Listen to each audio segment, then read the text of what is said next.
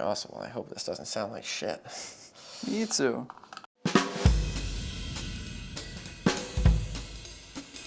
Absolutely. Can I get a large pie with meatballs and olive on top? Yes. Can I also get a Greek salad, and can I add buffalo chicken on top of that? All right, let's hit it, baby. I might close the iris once we get out of here. Is that, let's see, what's that white right over there? Is that the... That's the outside here, so I could close up more. Yeah. Without trying to break the illusion that we're just casually driving somewhere.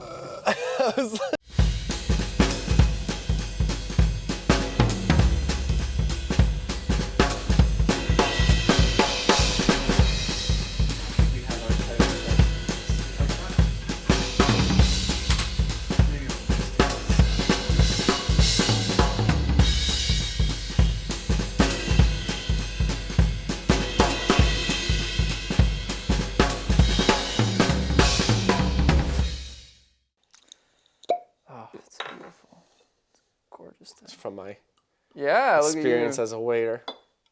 Your waiter. Ooh, there's a little spin to it too. Oh, that was bad end. Bad end to something. Is that how you're supposed to do it as a waiter? That's how you're supposed to do it. Really? You're supposed to spin out, yeah. Spin it out. Cuts off the problems. Oh. Well, cheers. Cheers, my friend. I'm just going to hold this like this, actually. Such a good first shot. Yeah, it's this like nice slow boom up. I've always wondered like what it meant for the story. I don't know. Is it growing with the tree? You know I think so. Yeah, and I mean, and it's interesting because if I remember right, it comes back later toward the end too. It's one of the closing shots of the film. Yeah.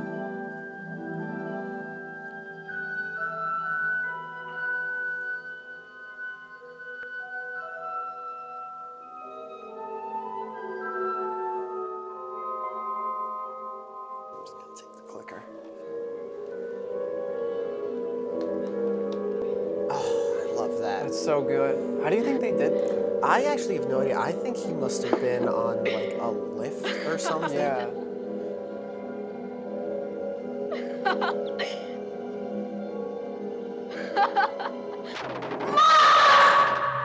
I honestly think that when I saw that was like, in my opinion, one of the most influential shots of the entire film. Yeah, when it just comes on in and then turns into a Dutch angle. I mean, you could easily see like that in Scorsese's work. PTA, Paul Thomas Anderson. Yeah, yeah. Combination of Dutch angle with regular stapled camera. And it's so fascinating because this is the only film that Tarkovsky did that sort of had these, you know, very like oblique camera angles where he's just kind of, you know, like really like pushing it to be. That's so good. I always wonder. I feel like they had to get an extra to just go off like in the distance, and then the actor that plays Ivan enter from the side of the frame. Yeah, and it's just again, it just adds to that dream level where it's just, it's not him, but it is him. Like the manipulation of time and space, they don't adhere to like real world logic. No, not at all.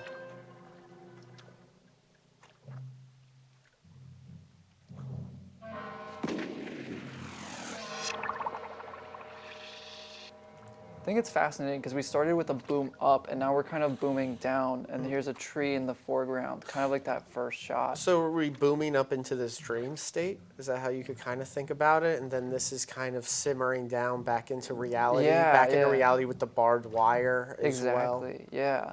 Kind of like down in the mud. That's an interesting observation. I mean, the barbed wire and that opening shot of the spider web too kind of share a little bit of similarity. Yeah. Whereas like at first it was uplifting and now he's being pulled back down. Pulled back down into the reality, into like the swamp that is literally dragging him down. There we go. Yeah. Such a good opening sequence. Yeah. Such a good opening sequence. Yeah, I gotta eat some of this pizza. I feel like we're not gonna have much to say about the opening credits. I love that like light from underneath. Yeah, it's like that's from the candle, right? Yeah, yeah, Yeah, it's so haunting. yeah. It creates this very stark atmosphere. You know. I feel like the entire movie just has this like film noir-esque type Yeah. of lighting situation to it. Not saying that this is film noir, but Right. Well, it's interesting that he's pulling all these techniques from film noir and then applying it to effectively a war film. The texture just of this shot is really haunting. Just the boy with his lips. And I love that shadow of him up top like that. So good. I always thought that in The Lighthouse, that's where Robert Eggers got that idea. Oh, I know you absolutely. haven't seen it, right? Oh yeah, I've seen the Oh, Lighthouse. you've seen The Lighthouse? We've talked Okay. about the Lighthouse. We have so I know. many We keep times. talking about The Lighthouse. talking about the Lighthouse. You keep saying, "Have you seen it?" And I go, "Yes, I've seen it. We've been over this." I know. I'm sorry. Well, then you know what I'm talking about. I know what you're talking about. Yeah, it's a great moment.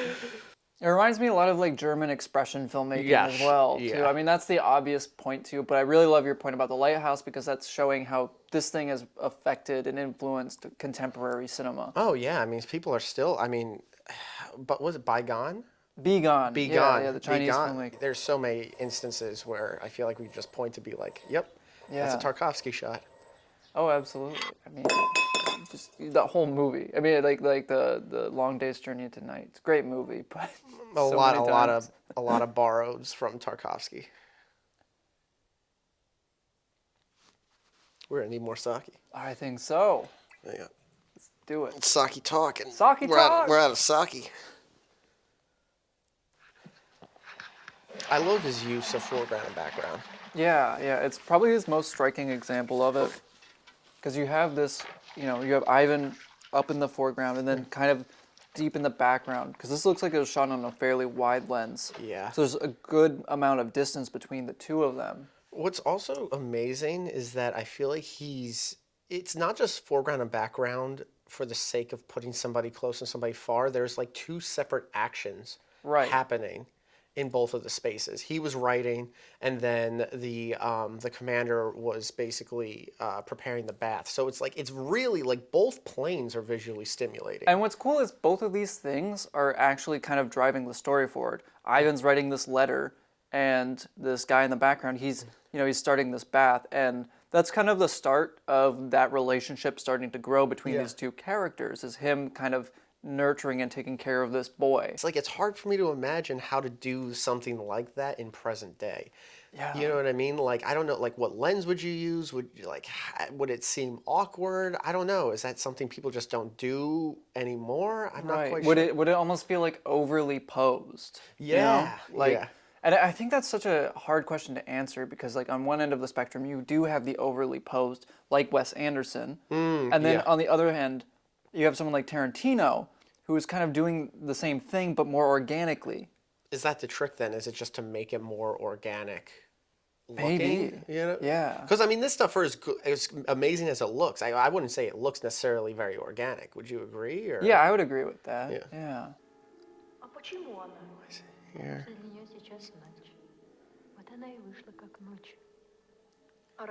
Oh, dude, the reflection, how this is like a reflection. Didn't realize until a drop of water came in there. Such a good detail.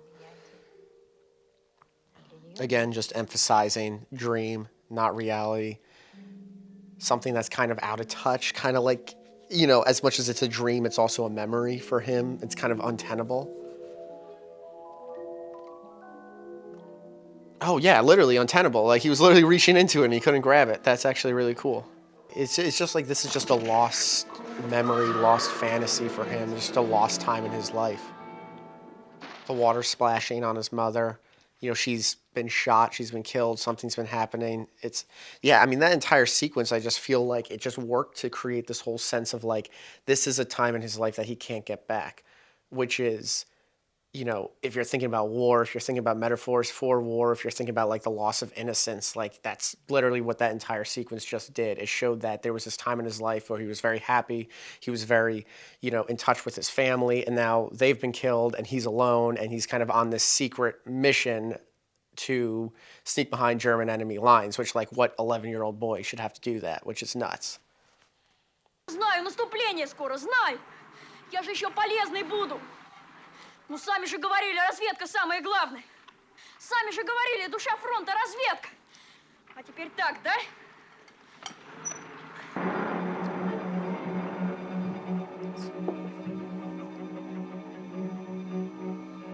Such an iconic shot. Dude, all just facing towards him too. All those Yeah. Pieces of wood kind of look like daggers. Yeah, yeah. It's like there's like this sense of just impending danger. It's funny, it's like such a simple technique. Like characters in danger, characters doing something dangerous, point things at them. I know, yeah, right? It's so simple. No, but like I think what Tarkovsky does that's so cool that I don't see a lot of other filmmakers doing is he takes these weird little things, like little details that feel both somehow coincidental or incidental, and then also very meticulously planned, like the flapping of that door, and then like, you know, you come upon this house and there's no house, it's just a door frame, but there's this door still flapping in the wind. It's like it's that strange blend of planning and happenstance that make his work just feel very dreamlike and atmospheric. Just to add on to that, like there's movies that he has made after this, like The Sacrifice, where, you know, he sets an entire house on fire and just watches it burn, and it seems like he's just got this fixation of like taking this natural occurring thing like fire or like a door just blowing in the wind, and he's like, I'm gonna make this seem like it's a very calculated decision, which it is. I mean, it's a calculated decision to set a house on fire, but the way he watches it and just lets it organically play out, I think is why his movies just have such like a naturalistic feel to it. It's like, okay, yeah, this is planned. We put a door here and we're gonna let it just bellow in the wind, but we don't know exactly how it's going to move. We don't know exactly how the house is going to burn down. We don't know exactly how all this stuff is going to happen. We don't know how the rain is going to fall on a particular character. His characters in these movies are put into these environments where they're kind of interacting with like naturally occurring elements and naturally occurring instances. So I don't know if that complicates what you just said or... No, actually, I think I have more to add to that. Yeah, go. Right, I love what you're saying, and I think like that sort of willingness to let the environment take control of the scene is actually the core to Tarkovsky's filmmaking philosophy. He talks a lot about it in his book, Sculpting in Time, just the way that the natural elements of the world, like wind, fire, and smoke, and rain, and water, those are inherently cinematic because they are so unpredictable yet gorgeous to watch. So he's going to let, you know, fire play out. He's going to let rain play out. He's going to watch it how it, you know, pours through the cracks of a ceiling or fills a bucket or fills a well. And it's actually really interesting. One of his favorite filmmakers was Akira Kurosawa, and he spoke a lot about how you know, Kurosawa was very much in tune with using the elements to craft these really stunning images. And I think with something like this, where Tarkovsky's still extremely raw, you can see that. Like, you can see Tarkovsky trying to tap into that same energy that someone like Kurosawa would have.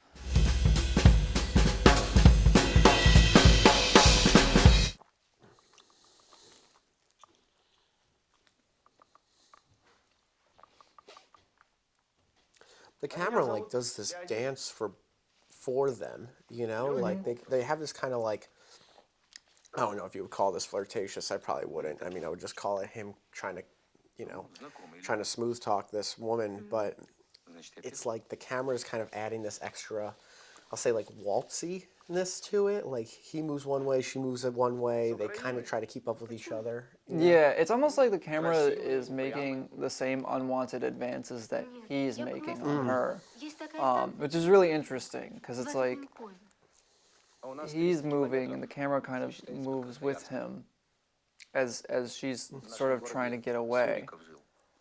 And it just kind of, I don't know, it just kind of like adds this level of tension because you're right, it's almost like sort of playful. Yeah.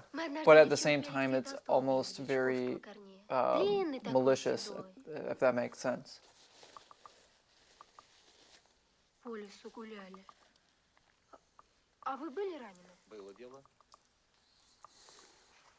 Чё это мы все вы, да вы? Может, хватит? Давай на ты, а? Dude, they have not cut in a long time. That's such a cool thing. I know, the long take, it's so good. Ты чего? I love when a director just lets a shot play out, you know? It's not cutting to, you know, this or that or this or that. It's just, let's just kind of see what happens when people use body language and good framing choices to really tell a story or sell an emotion, you know? Yeah. Yeah, that's a great point. You know, This this famous shot. It's interesting, like the way that we boom down and we get this, you know, we have the two lines pulling us down and then, you know, pulling us back up. I mean, there's so much to say about that scene where it's just, I don't know, a part of me is like, as much as I love analyzing film, I'm just like, I feel like he just felt like that was awesome, you know? And the shot's still going. It's still going. It's still going. How is that possible? It's just like, oh, I mean, man. they're on a track. You know what I mean? They got to be on a boom, on a track, on a crane or something. Like, the fact that they just keep going is insane. Yeah, I almost wonder, it's got to be either a crane or like a Steadicam or something, because that sort of movement going this way and then down and then up, that's such a complicated setup. Can you imagine, like, running an entire set like that and having X amount of people and you're just saying, like, yeah, we're going to go down into this trench and then we're going to look up and then we're going to come back out and she's going to be in the foreground by a tree. And, like, not only that, but that being your first feature film. Like, saying that to someone on your first feature film, and Tarkovsky, that's what he did. It's crazy. Another thing I like about the aesthetic of this scene, too, is just how light, you know, you have this, like, these light trees and these light leaves. Ooh, it just kind of almost feels, the whole thing feels strangely light and almost, again, lending itself to that dreamlike quality. But they're in these, like, dark clothings and everything like that, so it's like their uniforms are just, like, so starkly contrasted to, like, the trees around them. Right. It's almost like they're, like, grounded, though, you know, in this harsh reality, but always trying to float upward. Well, again, floating upward. Yeah. I mean, there's always Camera move. I wonder what that, like, means to what it meant to Tarkovsky, where it's just like, let's float upward. Like, is there always goodness in, like, a heavenly spaces? You know, like, you know, even the well earlier on was at the, you know, at the top of this, like, chute. Yeah. The trees kind of point upwards towards heaven. It's like almost like a spiritual quality, I think, to it for him. A good scene coming on up. Yeah. You should try to do the twist thing. How do you do it? It's like you just kind of, you know, scoop it. Like that? Yeah. Oh, I'm sorry. You son of a... I'm sorry. I don't, like, is it like you twist like that? It's kind of like... It's interesting. We have him framed through these barbed, like, I mean, these, like, railings. It almost is evocative of, like, barbed wire. Kind of going back to, like, earlier in the film when we had him in the mud and there was, like, the barbed wire in the thicket. That's a great observation. And again, just to, like, kind of point back at that whole spider web thing, which was the first shot of the film. Yeah. Entangled in a spider's web, entangled in barbed wire, you know, caged in this behind these railings. You know, that's It's like he is a fly caught in the massive web of war, and like any other fly, he cannot escape it. well, even this scene kind of has this whole darting Yeah, ness of it. Like he's trying to escape, he's trying to get out. Do I go this way? he can't. He you know, every which way he looks, it's another face, it's another wall, it's something else. He can't find his way out. It's disorienting. The shot feels so strange to me. It almost feels like we're just on a soundstage. Yeah. And I think it has something to do with the strange camera angle, the high up angle, and then the lighting, the 1 point sort of spotlight. It just feels strangely artificial to me. In a good way or bad way? No, in a good way. I think it lends itself to that dream quality. First time I watched this, I had like a similar thought about just how like artificial this particular space seemed. Yeah. You know, like there's a lot of it where you're outside, you're in the mud, and you're in all this like natural destruction, and then this space just kind of seems like a little dungeon. Yeah. Which I mean, I know that's kind of like what it's supposed to be, but it seems like a fake dungeon, which is interesting. Right. Yeah. It feels very much designed. It doesn't seem like it's something you would have found somewhere out of functionality, utilitarian purpose. It's like specifically designed to evoke this feeling of maybe being trapped or something. Yeah. You know. I'll just say it again. The way that even like Masha in that scene, like she ducks down, then pops back up closer in frame. Yeah.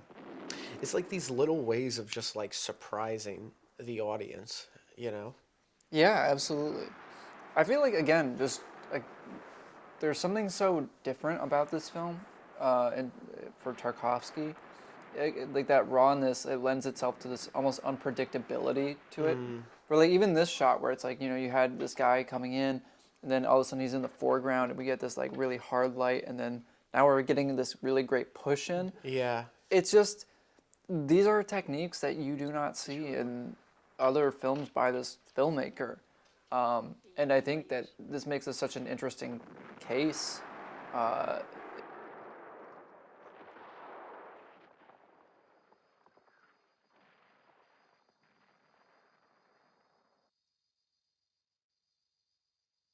This scene, I gotta be honest, I do not understand this particular choice. Not saying it's a bad choice. Not saying it's bad. It's very, very strange. The choice to have the background be, like a negative that's undeveloped, and then rear projected. It's very peculiar. And then like the rain, it's so many strange layers of choice. Cause it's like there's very little explanation. I mean, like there's very little like apparent reason for it. Yeah. The way that the girl keeps coming back in. Yeah, she keeps coming back into frame. There's no real geography. By the way, you're talking about Be Gone. Yeah. Yeah. All these apples. Yeah. Yeah. It's funny. I just rewatched that film recently, and yeah, you see all these like apples in that movie, and they spill out just the same exact way. It's interesting. Not to knock him at all. Like, no, and actually, I think that's part of the point of that movie is the way that movies kind of influence memory and dream. But that's a whole side note. Getting suited up. Yeah.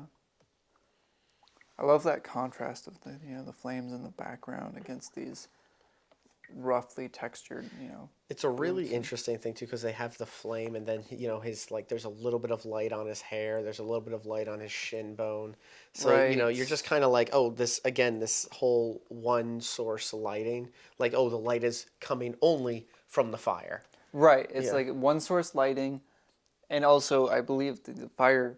Again, it kind of speaks to the inner emotional state of this character. So it's serving two functions. One's a practical function, and the other function is more so figurative. Narrative. Figurative. Yeah, a figurative function.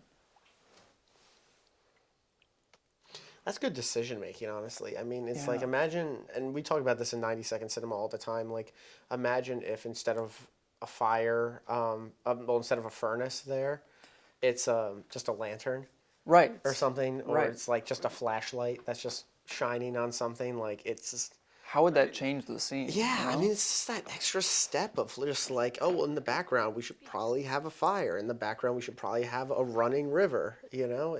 Yeah, it's how the environment shapes a part of the story. How does it, and not just shapes a part of the story, but brings out an emotion, whether it's the emotion of a character, an emotion of a moment. Well, emotion for us too. Yeah. Like, I mean, you know, like, I mean, humans are fairly simple creatures. You see fire, you think it's at minimum interesting. You Right. know? We're like cavemen, we're just drawn to it. They're just drawing the fire. I mean, you see running water. I mean, again, like just speaking to his whole filmography, there's always this, you know, relation to the natural world that I think just we inherently find cool to watch. You know? Absolutely, absolutely. I think, I mean, you know, it's very much a part of the Zen philosophy, which again has shaped Tarkovsky's career, as it has Kurosawa's. That you know, humans are still a part of nature, and just because we've built walls around us doesn't mean we're separate for it. We're separate from it, and I think that really shows in his work. Absolutely. We're gonna need more sake. We're I getting to the agree. climax of this movie. До встречи. До свидания, Ваня.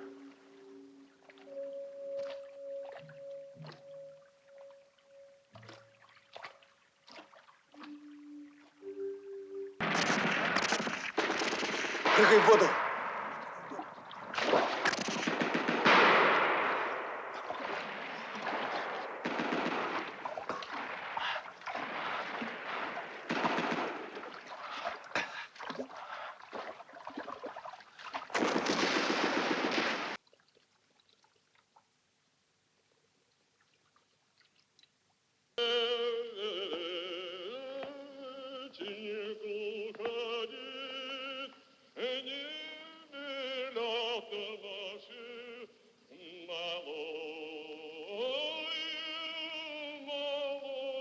Then Masha enters, and you know what I find interesting is that Masha ends up replacing the side of the frame that the record player is on.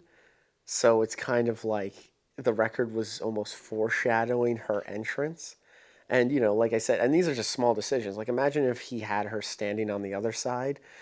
I don't know, like, would we be creating the same type of connections in our head with, like, oh, this character being correlated to this, like, mythical love song in a way? I don't know, probably not. But just, I mean, that detail alone, I think, is just amazing. You're just back in this basement and, like, nothing's really changed other than, like, your friend got killed. You know, your friend who's, like, a kid. Because, like, what you're saying is, like, you know, we're talking about the futility, and again, that kind of ties into the motif of the web, you know, like a fly being caught in a web. It is futile. You can't escape your fate. You can't change your fate. All you can do is be another fly in the web, and Ivan is that fly in the web. And I feel like that's kind of almost, in a subtextual way, that's almost the point of the scene. And I don't know if, like, I'm making any sense or not, but I think that that's all there in this one little moment. Is it's all futile and we can't change anything. Like you said, it just perfectly encapsulates this entire point of this movie of just this futility of just like all this violence. Like, it just takes you nowhere. It takes you nowhere, and you realize, you know, all those pleasures of life, like, you know, love and happiness, like, they're gone.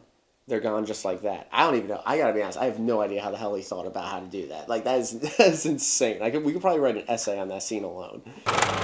This is what we do. This is what we do. for We just fun. watch movies. We watch movies for fun. We drink some sake. We eat some pizza, and we have a good time. So And we drink that sake responsibly. responsibly drink the sake. Absolutely. So take care, everybody. Have a wonderful evening, and adios. I think that was good. That was good. I think All right, let's turn off all 800 of these cameras.